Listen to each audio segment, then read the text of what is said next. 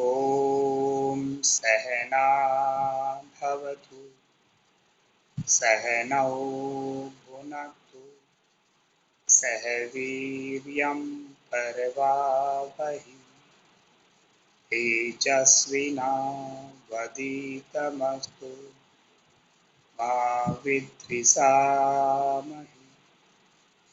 ॐ अस्तु मा सद्गमय तमसो मा ज्योतिर्गमय मृत्योर्मा अमृतं गमय। ओम शांति शांति शांति।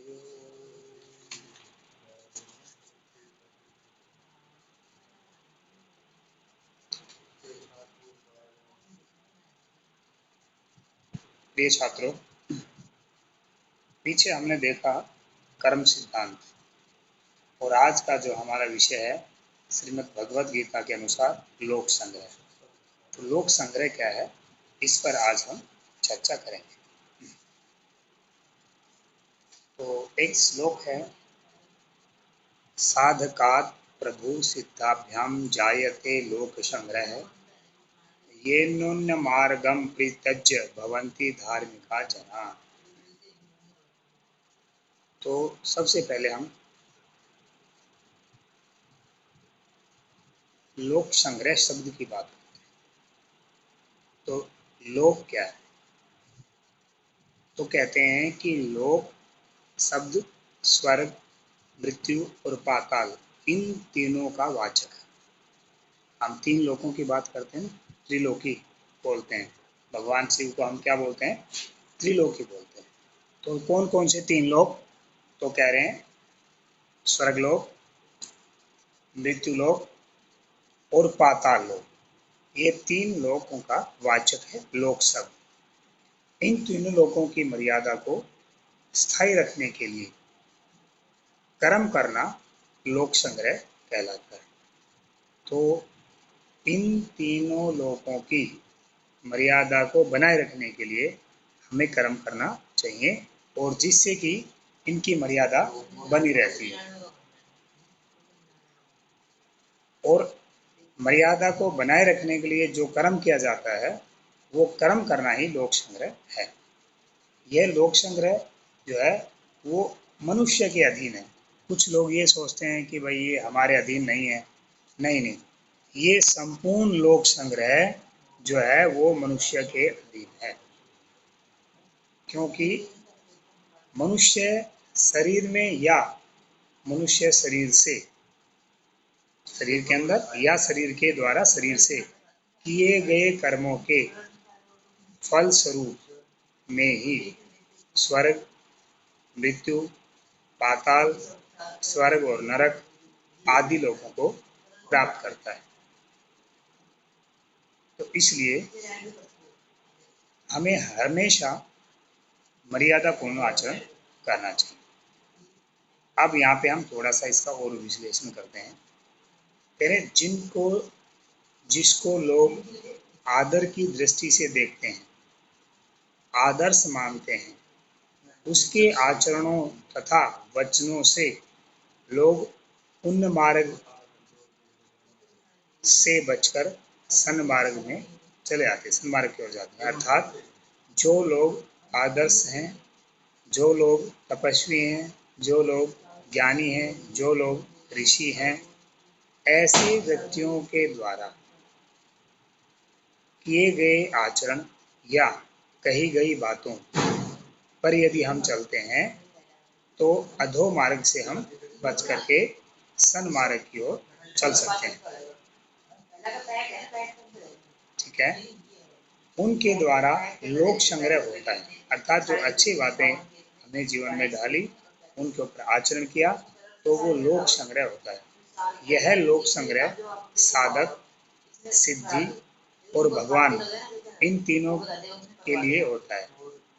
साधक की साधना पूर्ण होती है, साधना में सिद्धि प्राप्त होती है और साधना के द्वारा भगवान को भी प्राप्त किया जा सकता है यदि हमारे कर्म अच्छे हैं तो। साधक के द्वारा जो लोक संग्रह है, भगवान ने अर्जुन को साधक मात्र का प्रतिनिधित्व बनाकर कहा कि पहले राजा जनक जैसे महापुरुष कर्मों के द्वारा ही परम सिद्धि को प्राप्त हुए। लोक संग्रह को देखते हुए तू भी उनकी अनासक्त भाव से कर्म करने के योग्य हो जा कि हे अर्जुन, जो तुमसे पूर्व तुम्हारे पूर्वज, चाहे राजा जनक हो, भगवान राम हो और जो ऋषि मुनि हुए हैं, वो सब लोग संग्रह करके अच्छा आचरण करके और कर्म के द्वारा ही जो है वो परम सिद्धि को प्राप्त हुए हैं।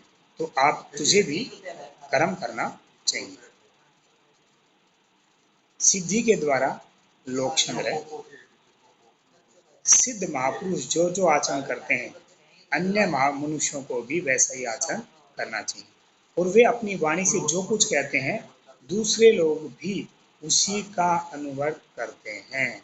और कर्मों में आसक्त मनुष्य जिस प्रकार से सावधानी और तत्परता पूर्वक कर्म करते हैं, सिद्ध महापुरुष भी लोक संग्रह की इच्छा से अनासक्त भाव से उसी प्रकार से कर्म करते हैं। तो अनासक्त भाव से किया गया कर्म ही लोक संग्रह के लिए उपयुक्त होता है। इस बात का ध्यान रखें। भगवान अपने विषय में कहते हैं कि त्रिलोकी में मेरे ना तो कुछ करना बाकी है, अर्थात त्रिलोक में ऐसा कोई कार्य नहीं है जिसको मैं कर नहीं सकता हूँ, और ना ही कुछ पाना बाकी है, ना ही कोई ऐसी चीज है जिसको मैं पा नहीं सकता हूँ या मैं पा नहीं लिया है, तो भी मैं कर्तव्य कर्म करता हूँ। तब भी भगवान श्री कृष्ण अपने लिए कहते हैं कि हे अर्जुन, त्रिलोक के अंदर कोई ऐसा काम नहीं है जो मैं कर नहीं सकता हूँ या मैंने कर नहीं दिया हो, और ऐसा कुछ पाना बाकी नहीं है जो मैं पा नहीं पाया हूँ, तब भी मैं कर्तव्य कर्म करता हूँ। यदि मैं निरालस्य होकर के कर्तव्य कर्म ना करूं, तो लोग मेरा अनुवर्तन करेंगे, मेरा अनुसरण करेंगे और मेरे को एग्जाम्पल बना करके अपना कर्तव्य छोड़ देंगे। और उनका यदि कर्तव्य छूटता है तो वे पतन को प्राप्त होते हैं। अतः यदि मैं कर्तव्य कर्म ना करूं तो मैं संकरता को उत्पन्न करता हूं, अर्थात अव्यवहारिकता को उत्पन्न करता हूं और प्रजा के विनाश करने वाला बन जाऊंगा। इसलिए प्रजा का विनाश का कारण जो है भगवान श्री कृष्ण नहीं बनना चाहते हैं।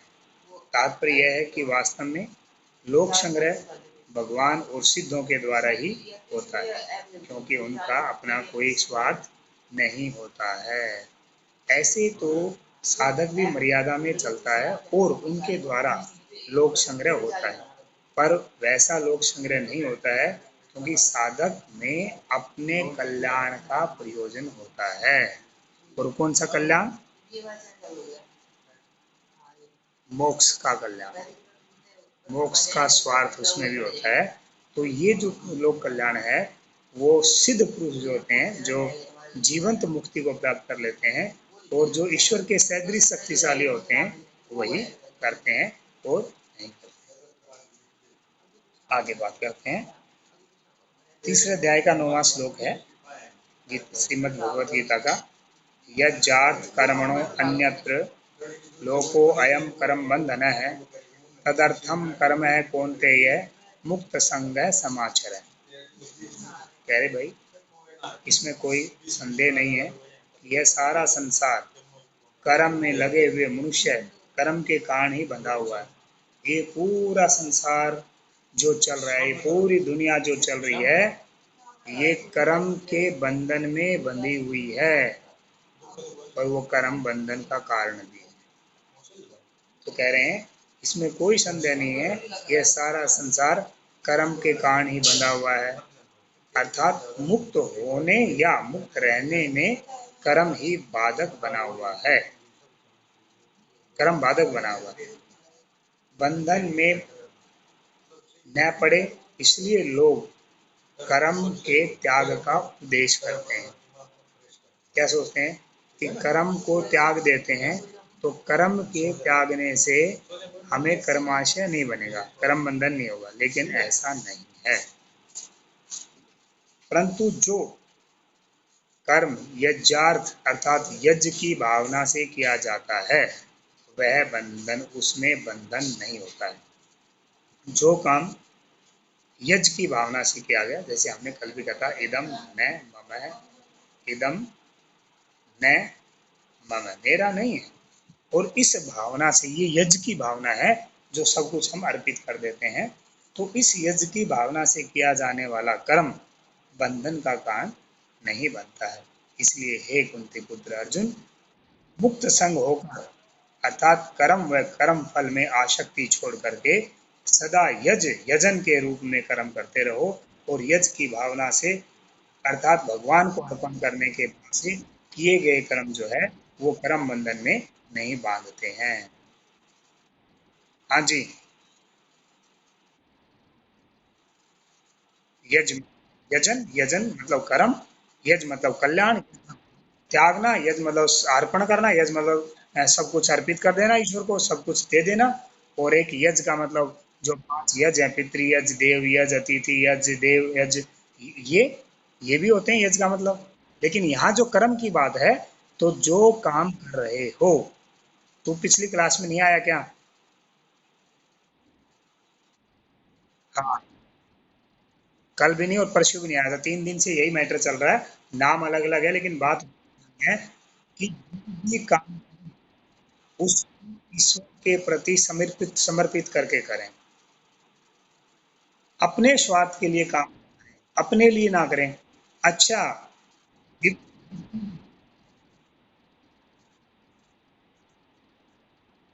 हाँ, बिना फल की चिंता करे काम करना है, फल की चिंता नहीं, फल की आसक्ति से रहित करना है, निराशक्त, कोई आसक्ति नहीं होनी चाहिए। जिस प्रकार से कोई अंधा रोड पे खड़ा है, आपने देखा, आपको दया भाव आया, आपने हाथ पकड़ा, रोड क्रॉस करा दिया और आप उनको छोड़ के चले गए, इसमें कोई आसक्ति नहीं है, ये यज्ञ है आपका, उसका कोई आसक्ति नहीं थी उसको रोड पार कराने को, आपको कुछ देगा या नहीं देगा, आपने काम किया तो आपका यज्ञ वाला काम हो गया, श्रेष्ठ काम हो गया वो। तो ऐसे अपने सारे के सारे कर्मों को, लेकिन उसकी कंडीशन थी जो हमने पिछले 2 क्लासेज में बताई थी, जो आप नहीं थे, मिस कर गए थे, तो अब वो सारी बातें रिपीट नहीं हो पाएंगे। तो उन कंडीशंस पे जो अभी बताई है कि जो महापुरुष, जो योगी, जो सिद्ध पुरुष जो कर्म करते हैं, उनका जो हम आचरण करते हैं, उनके अनुरूप यदि काम करते हैं तो वो हमारा यज्ञ होगा। और यज्ञ के भावना से किए हुए कर्म जो है कभी भी बंधन का कारण नहीं। यज्ञ का तात्पर्य आपने पूछा है तो थोड़ा सा बता देते हैं। यज्ञ का तात्पर्य गीता में बहुत व्यापक रूप में दिया गया है। जैसा कि शास्त्रों में वर्णित, और ब्रह्मा ने यज्ञ रूप इस सृष्टि की रचना की, शास्त्रों में ऐसा वर्णित है, शास्त्रों में ऐसा आता है कि ब्रह्मा जी ने यज्ञ रूप इस सृष्टि की रचना की और यज्ञ चक्र द्वारा ही सृष्टि का संचालन अर्थात सुचारू रूप से चलाने का विधान किया।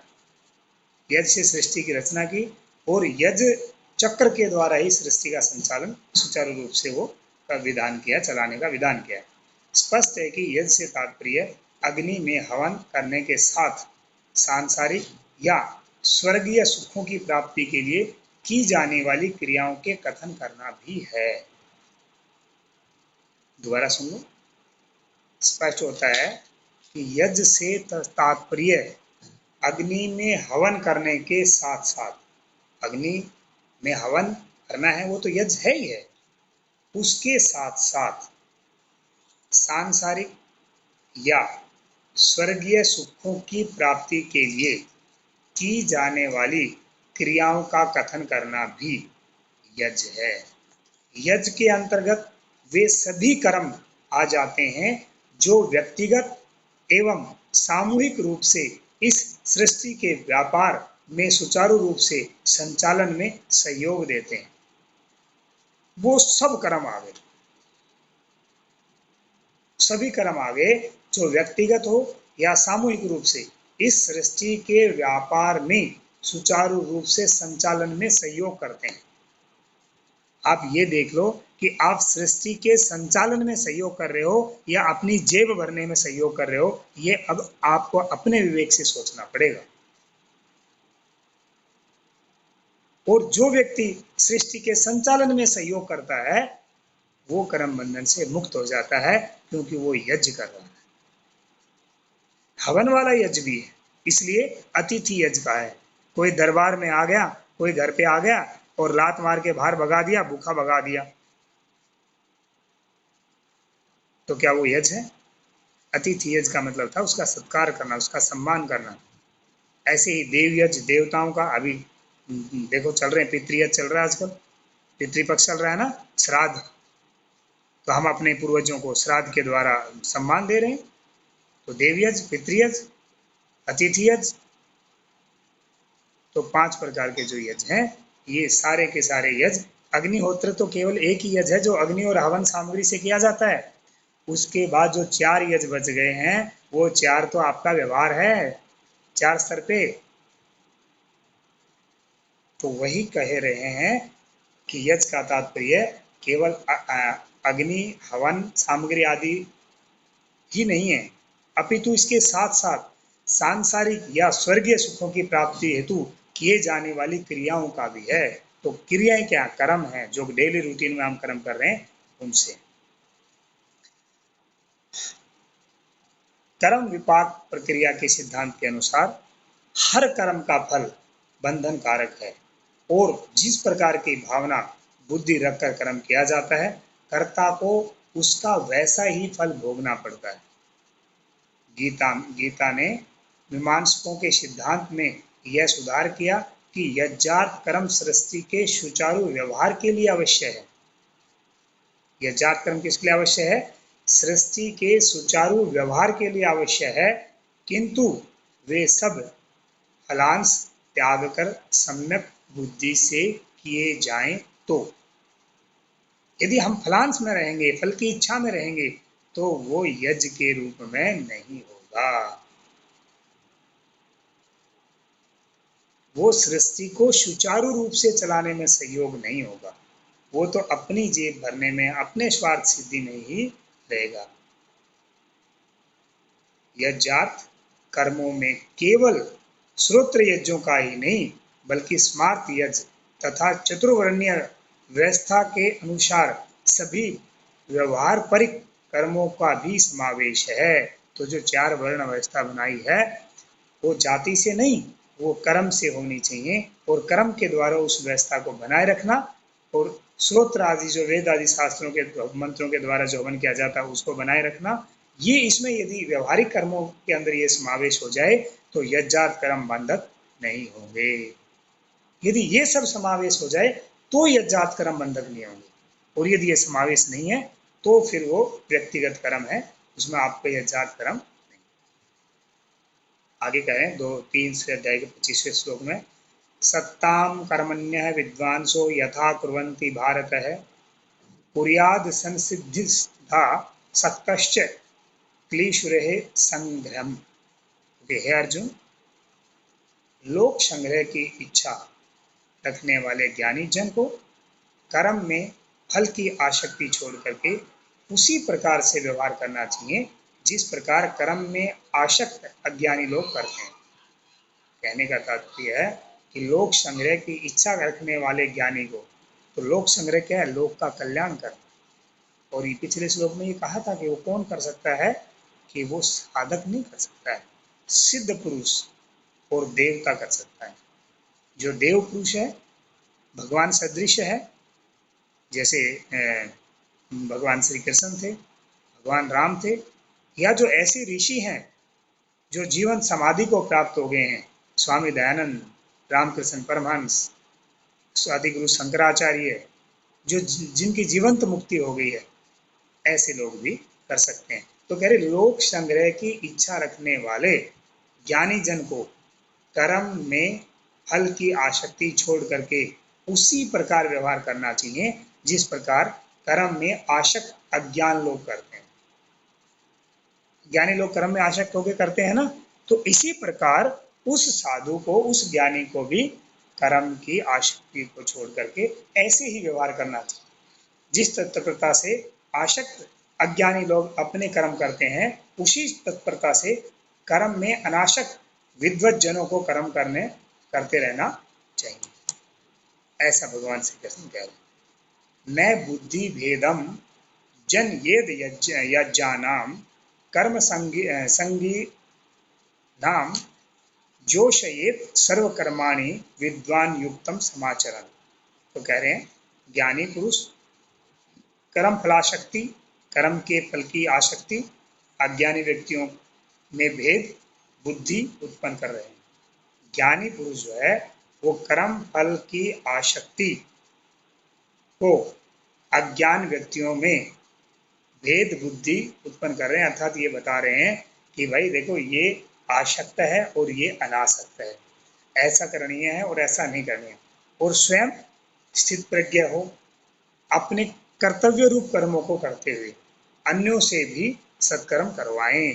तो जो ज्ञानी व्यक्ति होता है वो अल्प बुद्धि वालों को, कम बुद्धि वालों को या अज्ञानी लोगों को ये भेद बताए कि देखो भाई, ये करने योग्य है और ये करने योग्य नहीं है, ये आसक्ति में डालने वाला है और ये अनासक्ति में डालने वाला है।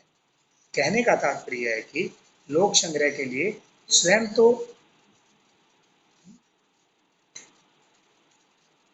लोक संग्रह के लिए स्वयं तो अपने कर्तव्य का अनासक्त भाव से पूरा करे ही, अपितु दूसरों से भी प्रसन्नता पूर्वक वैसा व्यवहार कराएं। यदि उन्हें फलाशक्ति त्याग कर कर्म करने को न समझाया गया तो संभव है कि वे लोक संग्रह के उस कर्म को विचलित होकर के उस कर्म से ही अपने आप को दूर कर लेंगे, या ये कहें कि अपने हाथ को खींच लेंगे। आज की स्थिति तो वही है। समाज के अंदर बुराई फैलाने वाले बहुत ज्यादा लोग हैं और अच्छाई फैलाने वाले मिनिमम। बहुत अच्छे साधु जो त्याग का उपदेश करते हैं, जिनके चरित्र में त्याग की भावना है, बहुत कम है। लेकिन बड़े बड़े मठाधीश, हजारों करोड़ों अरबों की संपत्ति, पूरे देश में हर कोने में मठ, हर कोने में आश्रम, और देखो है। तो लोक कल्याण की भावना कहाँ है, लोक संग्रह की भावना कहाँ है? वही भगवान श्री कृष्ण कह रहे हैं कि जो ज्ञानी पुरुष हैं, लोक संग्रह के लिए स्वयं को अपना कर्तव्य समझें और अनासक्त भाव से पूरा करें और दूसरों को भी प्रसन्नता पूर्वक करवाएं। जबरदस्ती तो आप करवा नहीं सकते, क्योंकि ये तो सोशल एक्टिविटीज है, ये तो सबका कल्याण की बात है, उसका कोई स्वार्थ नहीं है, तो करेगा नहीं। तो नहीं करेगा तो ज्ञानी व्यक्ति उस अल्प बुद्धि वाले को प्रेरित करें और उसको समझाएं कि क्या करना है, क्या नहीं करना है, क्या फायदा है आसक्त कर्म का और अनासक्त कर्म का, तो समझाया गया संभव है। वे लोक संग्रह के उसी कर्म से विचलित होकर के, नहीं तो जो लोग थोड़ा मोड़ा जिनका विचार है, जो करना चाहते हैं, वो भी विचलित होकर के उस कर्म में नहीं जाएंगे। इस प्रकार लोक संग्रह में विघ्न उत्पन्न हो जाएगा और यदि श्रृंखला टूट गई तो विघ्न उत्पन्न हो जाएगा, जो कर्म योगी का उद्देश्य नहीं है। कुछ लोग यह सम्मति देंगे कि स्थित प्रज्ञ स्वयं कर्म न करके लोक संग्रह के लिए दूसरों को प्रेरित करे। तो इस प्रकार कहने का तात्पर्य यह है कि हम खुद अच्छे बने और दूसरों को भी अच्छा बनाएं। ये नहीं है कि हम तो डूबे हैं सनम, तुम्हें भी ले जाएंगे, ऐसा नहीं करना, ऐसा व्यवहार नहीं है। अपने को भी अच्छा बनाना है, अनासक्त भाव से कर्म करना है, समाज की सेवा करनी है, दूसरों को भी समाज की अच्छाई के लिए, समाज की सेवा के लिए प्रेरित करना। कह रहे प्रकृते मानिनी गुणे कर्मणि सर्वशः अहंकाराद विमूढ़त्वाम कर्ता मिति मन्यते, कर्ता रहमिति मन्यते। कह रहे भाई प्रकृति से सत्व रज तम, ये जो तीनों गुणों से ही सब प्रकार के कर्म हुआ करते हैं, पर अहंकार से मोहित अज्ञानी पुरुष मैं स्वयं ही करता हूं ऐसा समझते हैं। भगवान कह रहे हैं कि भाई बहुत सारे अहंकारात विमूढ़ात्मा, अहंकार से विमूढ़ी आत्मा जो है, व्यक्ति है, वो ये कहता है, अर्थात मूर्ख व्यक्ति, अहंकारी व्यक्ति जो अज्ञानी है, वो ये कहता है कि मैं स्वयं करता हूं। ऐसा वो समझता है। जैसे मैं कह रहा था अभी कि मैं इदम न, मैं कुछ नहीं हूं, वो सब कुछ है। ये सब आंखें के हिलना, जीभ का हिलना, हाथों का हिलना, शरीर के मूवमेंट, चलना फिरना, मैं नहीं हूं। यही तो अज्ञानता है कि लोग ये सोचते कि मैं सब कुछ हूं। वही भगवान कह रहे हैं, अहंकाराद विमूढ़ो आत्मा कर्ता अहम इति मन्यते। मैं करता हूं इति मन्यते, वो ऐसा मानते हैं। और कौन है अहंकारात? अहंकार के वशीभूत होकर के अज्ञानी लोग, मूर्ख लोग हैं। जबकि हो क्या रहा है, प्रकृति क्रियामाणानि गुणै कर्मणः सर्वस्व। प्रकृति सत्व रज और तम गुणों से ही सब प्रकार के कर्म हुआ करते हैं। तो जो क्रिया हो रही है वो सत्व रज और तम के कारण हो रही है। और मूढ़ लोग क्या सोचते हैं? मूढ़ लोग सोचते हैं कि मेरे द्वारा हो रही है, मैं ऐसा कर रहा हूँ, मैंने ऐसे किया है। और जब ये पता चल जाएगा कि असलियत में ऐसा नहीं है, तो वो फिर ईश्वर के प्रति कृतज्ञ हो जाएगा। वो फिर निष्काम कर्म करने लगेगा और लोक संग्रह करने लगेगा। यही बात महर्षि पतंजलि जी कहते हैं। क्या? पुरुषार्थ शून्यानाम गुणानाम प्रतिपरस्व केवलम स्वरूप प्रतिष्ठा वह चिति शक्ति रहती। तो क्या है? पुरुषार्थ शून्यानाम गुणानाम, तो कहते पुरुष के प्रयोजन से विरक्त वे। पुरुषार्थ शून्यानाम गुणानाम, पुरुष के प्रयोजन से विरक्त वे। पुरुष कौन? मनुष्य, आत्मा, शरीर वाला, धारण किया हुआ ऐसा पुरुष। उसके प्रयोजन से, पुरुषार्थ शून्यानाम, उसके प्रयोजन से शून्य हुए। कौन शून्य हुए? गुणानाम। कौन से गुण? तो यही तीन गुण है, सत्व गुण, रज गुण और तम गुण। तो सत्व रज गुणों का अपने मूल कारण में प्रतिपस्व, प्रतिप्रस्व, प्रस्व एक तो होता प्रस्व होना, पैदा होना, और एक होता प्रतिप्रस्व उल्टा वापिस हो जाना, चले जाना। आगमन गमन, गमन, आगमन और गमन। ठीक है। तो आगमन, तो शरीर के साथ तीन गुण आए, पैदा हुए तो। और प्रतिप्रस्व वापिस चले गए, प्रस्व पैदा होना, पीड़ा को बोलते हैं प्रस्व पीड़ा है, बेटा होने वाला, बच्चा होने वाला, तो प्रस्व पीड़ा है। और प्रतिप्रस्व वापिस चले जाना। तो कह रहे हैं कि पुरुष के प्रयोजन में शून्य हुए, विरक्त हुए। पुरुषार्थ शून्यानाम गुणानाम, और गुण कौन से गुण? सत्व रज तीनों गुण। प्रतिप्रस्व अपने मूल कारण में, अपने मूल कारण क्या है? प्रकृति है। प्रकृति में लीन हो जाने पर क्या होगा? केवलम, केवल्य की प्राप्ति होगी। यही बात तो भगवान कह रहे हैं कि हम अपने आप को कर्ता मान रहे हैं। अरे भाई, तू कर्ता नहीं है, कर्ता तो सत्व रज तम है। और इन्हीं के कारण तो हम बीमार होते हैं, इन्हीं कारण हम प्रसन्न होते हैं, इन्हीं कारण हम उदास होते हैं। किसी का सत्व घड़ी बढ़ गया, वो महात्मा बन गया, वो समाधि में बैठ गया। जो राजसिक बन गया वो ऐसे राजसा से ठा रहा है। और जो तमोगुणी वो आलस्य में, वो ईर्ष्या द्वेष राग में फंसा हुआ अपने आप को भगवान समझ रहा है, और जबकि वो है कुछ भी नहीं, जीरो है वो तमोगुणी। तो पुरुषार्थ शून्यानाम गुणानाम प्रतिप्रस्व केवलम। और जब ये तीनों गुण इस शरीर से, इस मन से, इस चित्त से, इस आत्मा से निकल जाएंगे, अपने मूल कारण में चले जाएंगे, तो ये आत्म तत्व उस परब्रह्म में लीन हो जाएगा। अर्थात केवल्य की प्राप्ति हो जाएगी, शाश्वत मोक्ष की प्राप्ति हो जाएगी। तो कराने वाले तीन कारण ही हैं, आप और हम नहीं हैं। हम तो केवल भौतिक बातों को जान के अपने आप को, वो अदरक की गांठ मिली है, पंसारी बना लिया हमने। अरे भाई, हम करता नहीं है। सत्व रज तम जो तीन प्रकृति हमारे अंदर विद्यमान है, तीन गुण हमारे अंदर विद्यमान है, वही हमें ऑपरेट कर रहे हैं, वही हमें चला रहे हैं, वही हमें सिखा रहे हैं, वही हमें करा रहे हैं, लेकिन हो कैसे रहा है? आपके मन के कारण हो रहा है। और मन पे कंट्रोल नहीं है, तामसिक बन जाएंगे। मन पे कंट्रोल नहीं है, राजसिक बन जाएंगे। और मन पे कंट्रोल है तो सात्विक बन जाएंगे। तो यही महर्षि पतंजलि जी अंतिम सूत्र में कहते हैं। तत्वेतु महाबाहो गुण कर्म विभागयो गुणः गुणेषु वर्तन्ते इति मत्वा न संजते।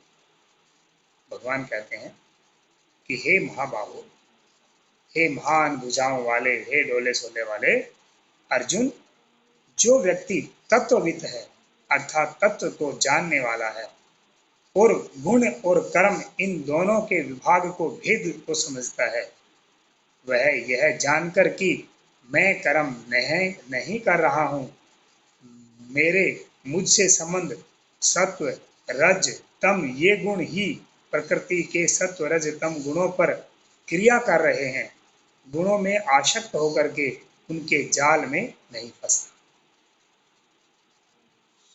दोबारा देखिए, अर्जुन को कह रहे, हे महाभावो, जो व्यक्ति जो तत्वविद है, जो ज्ञान को जानने वाला है, वह तत्व को जानता है और गुण तथा कर्म इन दोनों के विभाग को अलग अलग कर देता है कि गुण क्या है और कर्म क्या है। हम गुण और कर्म में भेद नहीं कर पा रहे हैं, दिक्कत तो यही है, इसलिए हम अपने आप को कर्ता मान रहे हैं।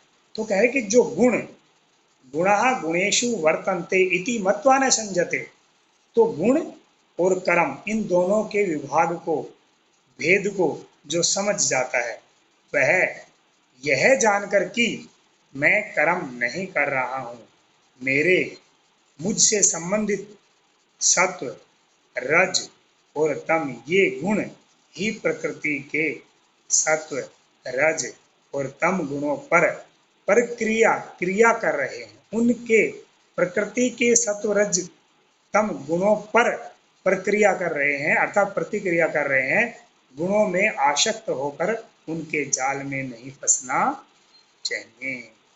आलस्य आ रहा है, सो गए, अरे भाई प्रकृति का तम गुण आलसी बनाने वाला है और वो आपको बनाना चाह रहा है, लेकिन आपको पता नहीं है, हमें पता नहीं है, तो हम उसमें फंस रहे हैं। और ये यदि हमें ज्ञान हो गया कि नहीं नहीं नहीं, तो आलस्य को छोड़ करके सीधे पद्मासन में बैठ के ध्यान लगाएंगे। तो वही बात भगवान कह रहा है कि ये जानना बहुत जरूरी है और ये ज्ञान होना साधक को बहुत जरूरी है कि ये सत्व रज तम प्रकृति के मूल गुण हैं जो हमारे अंदर विद्यमान है और इन्हीं के कारण से हम आगे बढ़ते हैं। बस हम कर्म और गुण को एक कर लेते हैं, गुण और कर्म अलग अलग होने चाहिए, और जो गुण और कर्म के भेद को जान जाएगा वो जल्दी से फंसेगा नहीं, इसलिए इस बात का ध्यान। प्रकृतेर्गुण सम्मूढ़ा संजन्ते गुण कर्मशु तान कृत सविदो मंदहा अनकृत विनम विचलयेत। तो भगवान श्री कृष्ण कह रहे हैं, प्रकृति के गुणों में बहके हुए अज्ञानी लोग सत्व रज तम रूपी गुणों व अपने कर्मों में आसक्त रहते हैं। इन अज्ञानी पुरुषों को, अधूरे ज्ञानियों को सब कुछ ठीक ठीक जानने वाला सर्वज्ञ पुरुष अपने कर्म त्याग के सिद्धांत से किसी गलत मार्ग पर लगाकर उन्हें अपने मार्ग से विचलित न कर दे। कहने का तात्पर्य यह है कि जो लोग प्रकृति के गुणों में बहके हुए हैं अर्थात सत्व रज के अंदर फंसे हुए हैं, अज्ञानी लोग हैं, तमोगुणी हैं, अनेक कर्मों में आसक्त हैं, इन अज्ञानी पुरुषों को मंदान अधूरे ज्ञानियों को अकृष्ट विद सब कुछ ठीक ठीक जानने वाला सर्वज्ञ पुरुष अपने कर्म त्याग के सिद्धांत से किसी गलत मार्ग पर लगाकर उन्हें अपने मार्ग से विचलित न कर दे। अर्थात कहने का मतलब ये हुआ, इस स्थान पे जो है भगवान श्री कृष्ण का अर्जुन को महाबाहो कह के संबोधन करना अर्थपूर्ण है। इस संबोधन में वे उन्हें धनुर्धारी के रूप में अर्जुन की अनेक उपलब्धियों का स्मरण होता है। जीवन संग्राम जीवन संग्रह की जो बात है, तो जीवन संग्राम के संबंध में विचार किया जाए तो हे महाबाहो शब्द को सूचित करता है। सच्चा और वीर पुरुष केवल वह नहीं होता कि किसी युद्ध में केवल कुछ शत्रुओं का वध कर डाले, बल्कि वह होता है जो निरंतर मन में चल रहे युद्ध का अथक सामना करते हुए आशक्तियों से ऊपर पूर्ण विजय प्राप्त कर ले। कहने का तात्पर्य शत्रुओं को मारना नहीं है, लेकिन जो अपने भीतर जो बैठा हुआ है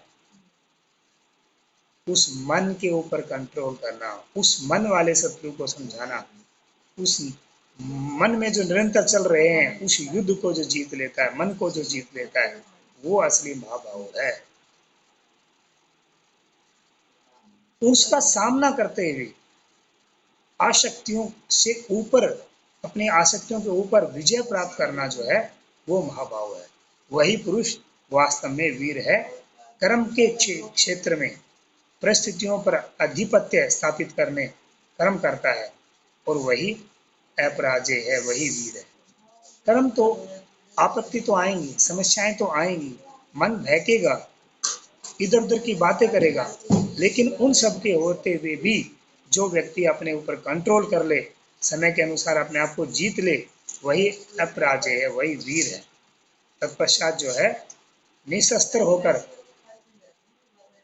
वीरों के रथ पर जो गुण विभाग और कर्म विभाग, गुण और कर्म जो बात अलग अलग करने की आई थी, उनसे आत्मा को पृथक अर्थात निर्लेप जान लेता है, वह व्यक्ति असली योद्धा होता है। अब गुणात्मक माया के कार्य रूप 5 महाभूत और मन, बुद्धि, अहंकार तथा 5 ज्ञानेन्द्रिय, 5 कर्मेंद्रिया, शब्द आदि 5 विषय, इन सब के समुदाय का नाम गुण विभाग है। अब जो हम गुण और कर्म की जो बात कर रहे हैं, तो आखिर गुण है क्या, क्वेश्चन ये बनता है। तो गुण है त्रिगुणात्मक माया में कार्य रूप 5 महाभूत, 5 तत्व जो मन, बुद्धि, अहंकार तथा 5 इंद्रियां, 5 कर्मेंद्रियां और शब्द आदि 5 विषय, इन सब के समुदाय को हम क्या कहते हैं, गुण विभाग। और इनकी परस्पर की चेष्टाओं का नाम है कर्म विभाग। तो इन सब का नाम था गुण विभाग, और इनकी परस्पर की गई चेष्टाओं का नाम है कर्म विभाग। तो ये है गुण और ये है कर्म। ये गुण है और इनके द्वारा जो चेष्टाएं हुई हैं वो कर्म है। तो गुण और कर्म को अलग अलग करना है।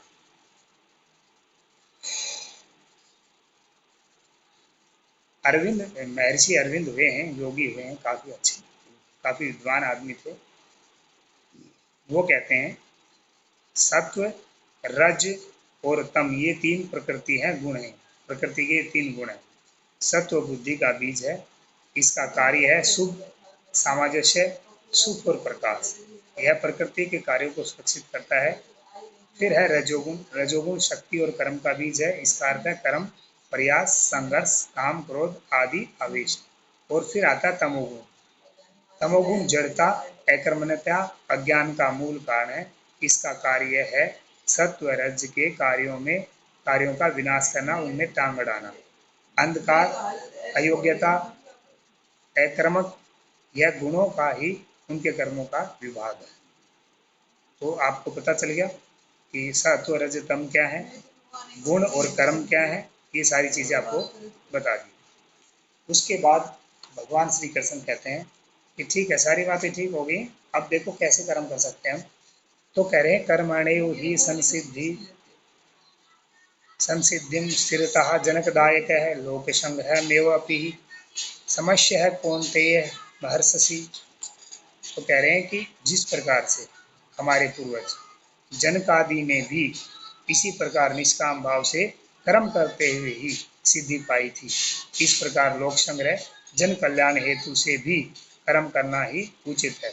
इसी प्रकार विषय में जनक सुलभा का संवाद भी आता है। कहने का तात्पर्य है, तो इसी प्रकार जो है, जैसे हमसे पूर्वज राजा जनक आदि ऋषि महर्षियों ने अपना आचरण किया है, उन्हीं के अनुसार हमें भी अपना आचरण करना चाहिए। और ऐसे जो महापुरुष हैं वो जो है स्वयं शंकराचार्य जी, महर्षि दयानंद जी, समर्थ गुरु रामदास जी और अनेक साधु संत हैं जो इस प्रकार के लोक संग्रह कर्मों के लिए करते रहे हैं। स्वामी विवेकानंद जी हैं, स्वामी दयानंद जी हैं, शंकराचार्य जी हैं और बहुत साधु संत हैं जिन्होंने लोक संग्रह का कार्य किया है। और कुछ लोग तो ऐसे भी हैं जो साधु संत थे और नहीं भी थे, जैसे मदन मोहन मालवीय जी, स्वामी श्रद्धानंद जी जिन्होंने गुरुकुल कांगड़ी विश्वविद्यालय की उस समय में स्थापना की, महात्मा गांधी पूरे राष्ट्र का नेतृत्व किया। तो बहुत सारे लोग थे जिन्होंने समाज सुधार के लिए काम किया। लोकमान्य गंगाधर तिलक, बहुत सारे लोग जिनका नाम जानता हूँ प्रत्यक्ष और परोक्ष रूप से, बहुत सारे लोग हैं। आज आज से कुछ वर्ष पूर्व पूर्व जो है धीरेन्द्र वंचारी जी, आजकल स्वामी रामदेव जी लोक कल्याण के लिए लगे हुए हैं, और स्वामी नित्यानंद जी, स्वामी सत्यानंद जी, बहुत सारे लोग हैं जो अभी भी कर रहे हैं। आजकल आदिगुरु शंकराचार्य भी जो हैं, बहुत सारे हैं जो लोक कल्याण का काम कर रहे हैं। फिर आगे कह रहे हैं, यद आचरति श्रेष्ठ तद देवतरो जन है सह यत्न प्रमाणम कुरुते लोकस्तद अनुवर्तते। तीसरे अध्याय का 21वां श्लोक है। तो कह रहे श्रेष्ठ अर्थात आत्मज्ञानी योगी जिस प्रकार का आचरण करते हैं साधारण व्यक्ति भी उसी प्रकार का आचरण करता है। और ये सामान्य बात है। कोई क्रिकेटर, कोई फिल्म एक्टर, कोई बहुत बड़ा महात्मा साधु संत या प्रधानमंत्री या मुख्यमंत्री या हमारा कोई इस प्रकार का वो है, तो इस प्रकार का जो आचरण करता है लोग उसी का आचरण करते हैं, जो भी वो व्यवहार करते हैं उन्हीं का वो आचरण करते हैं। सोमा के पास भेज दें। अर्थात श्रेष्ठ व्यक्ति जिस विषय को प्रमाणित करता है अन्य लोग भी उसी को प्रमाण मानते हैं। जैसे स्वामी दयानंद ने वेदों को प्रमाण माना, लाखों लोग उनके पीछे वेदों को पढ़ने के लिए चल पड़े, और आज हजारों गुरुकुल देश के अंदर आर्य समाज के चल रहे हैं, स्वामी दयानंद के चल रहे हैं, जो वेदों के ऊपर अध्ययन और अध्यापन चल रहा है। ऐसे महर्षि अरविंद योग के क्षेत्र में आगे बढ़े और योग जीवन में उन्होंने योग को अपनाया, तो हजारों लाखों लोग उनके पीछे चल पड़े। इसी प्रकार से तैत्तिरीय उपनिषद में भी कर्म की बातें कही गई हैं। तो तैत्तिरीय उपनिषद में वल्ली 1 अनुक्रमांक 11 अनुवाद 11 और तीसरे मंत्र है, बहुत बड़ा मंत्र है, मैं उसकी हिंदी आपको बताता हूँ। तो कह रहे हैं कि भाई यह सब कर्तव्य कार्य करते हुए भी यदि तुमको किसी अवसर पर कर्तव्य निश्चित करने में दुविधा उत्पन्न हो जाए, अर्थात जीवन को व्यापन करते हुए तुमको यदि किसी परिस्थिति पर किसी अवसर पर कर्तव्य निश्चित करने में दुविधा हो कि मुझे ये करना चाहिए या नहीं करना चाहिए, तो किसी विषय में अपनी बुद्धि से निर्णय न कर सको और अपनी बुद्धि से निर्णय नहीं कर पाओ, किम कर्तव्य मूड हो जाओ, तो उस समय में उत्तम विचार वाले, उत्तम राय देने वाले, कुशल सत्कर्म और सदाचार से परिपूर्ण जो लोग हैं, सबके साथ सद्व्यवहार करने वाले, जो ब्रह्मवेता विद्वान है, ब्रह्म को जानने वाले विद्वान हैं, जिस प्रकार आचरण करते हैं उसी का अनुसरण आपको करना प्रासंगिक है, आपको करना चाहिए। उन्हीं लोगों से ब्राह्मण लोग उन्हीं के द्वारा स्थापित आदर्श का अनुगमन करते हैं। तो कहने का तात्पर्य यह है कि त्रियोपनिषद भी ये बात कहता है कि हमें अपने पूर्वजों के द्वारा किए हुए कार्यों का आचरण करना चाहिए। इस प्रकार की बात त्रियोपनिषद में है। अब भगवान श्री कृष्ण जी अपनी बात कर रहे हैं। न मे पार्थम अस्ति कर्तव्यम त्रिषु लोकेषु किंचन नानावाप्तम आप्तव्यम वर्तम एव सह कर्मणि। कि हे पार्थ देखो, न मे पार्थो अस्ति, हे पार्थ देखो, इस त्रिभुवन में, त्रिषु लोकेषु इस त्रिभुवन तीनों लोकों में,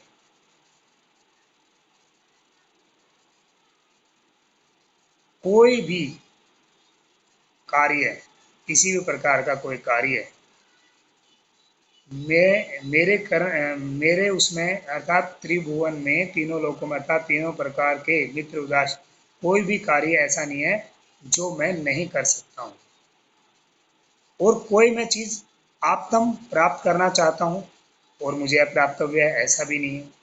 मैं जो प्राप्त करना चाहता हूँ वही मुझे प्राप्त होता है। कोई चीज ऐसी नहीं जो प्राप्त नहीं, फिर भी मैं कर्म कर रहा हूँ और उन कर्मों में मैं लिप्त नहीं हूँ, उन कर्मों में मैं लिप्त नहीं हूँ।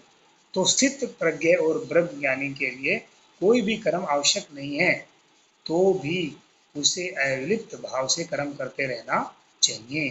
तो जैसे मैं कर्म कर रहा हूँ, मेरे लिए कोई कर्म बाध्य नहीं, मैं चाहूँ कोई भी कर्म ना करूँ, लेकिन फिर भी मैं कर्म कर रहा हूँ। क्यों कर रहा हूँ? ताकि कल ना ये ना हो कि लोग मुझे ही आदर्श बना के लोग कर्म करना छोड़ दें। आगे श्लोक में आएगा ये, यदि अयम न वर्तते जातुम कर्म कर्मयत तदिंद्रितः मम वानुवर्तते मनुष्य पार्थ सर्वशः। क्योंकि यदि मैं आलस्य छोड़कर कर्म ना करूं तो हे पार्थ, सभी लोग मेरा अनुसरण कर कर्म करना छोड़ दें। तो मेरा अनुसरण करेंगे और कहेंगे, अरे कृष्ण ने भी तो कर्म नहीं किया, मैं नहीं करूंगा तो क्या होगा, उसने भी तो नहीं किया था। तो ऐसे भी लोग हैं जो कर्म कृष्ण को आदर्श मान करके कर्म नहीं करेंगे। उत्सीदेयुर्मेव लोकाः न कुर्याम कर्म चेद अहम संकरस्य च कर्ता शायद अन्यमिमाः प्रजा। कि जो मैं कर्म न करूं तो यह यज्ञ चक्र जिसे सृष्टि चक्र का व्यवहार चलाता है, वह बंद होने से ये सारा लोक नष्ट हो जाएगा। और भगवान श्री कृष्ण अर्जुन कहते हैं कि जो यदि मैं कर्म ना करूं तो ये जो यज्ञ चक्र है, जो ये सृष्टि चक्र है, सृष्टि चक्र का व्यवहार है, वो सारा चलना बंद हो जाएगा, नष्ट हो जाएगा। मैं निर्धारित कर्मों की मर्यादाओं का गोलमेल करने करके अव्यवस्था पैदा करने वाला नहीं। मैं नहीं चाहता कि मेरे कारण जो निर्धारित कर्मों की मर्यादा है वो गोलमेल हो जाए और वहाँ अव्यवस्था पैदा हो जाए। सब प्रजाजनों का नाश करने का कारण नहीं बनूंगा। इसलिए मैं चाहता नहीं कि मैं नाश सब जनों का नाश मैं बनूं। इसलिए है अर्जुन, ज्ञान प्राप्त हो जाने के बाद भी ज्ञानियों को अपने कर्तव्य कर्म करते रहना चाहिए। सब कुछ मुझे पता है, सब कुछ आता है, सारी बातें हैं और सब कुछ प्राप्तव्य है, प्राप्तव्य कुछ नहीं इस दुनिया में, फिर भी मैं कर्म कर रहा हूँ। किस लिए? कि लोक कल्याण के लिए। और ये जो यज्ञ चक्र सृष्टि का व्यवहार है, ये सुचारू रूप से चलता रहे। इसलिए आज युद्ध में देखो, मैं तुम्हारा सारथी बन के खड़ा हूँ, जबकि मुझे तुम्हारा सारथी बन के खड़े होने की कोई भी जरूरत नहीं थी। इति समाप्ता।